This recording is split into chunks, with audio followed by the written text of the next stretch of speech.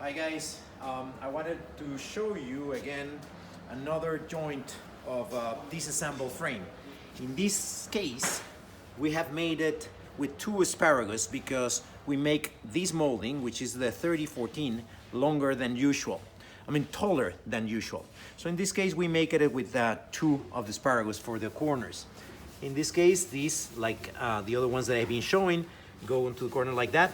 And this is the piece that we have made for the corners. In this one in particular, it has the silver on the corner, so it will look totally finished.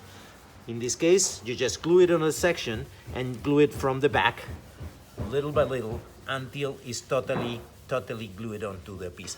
You can use contact glue that you can get in Home Depot or Lowe's. It's really, you don't really need another kind of glue. Okay, I hope you like it. I hope you learned something to do this. Thank you.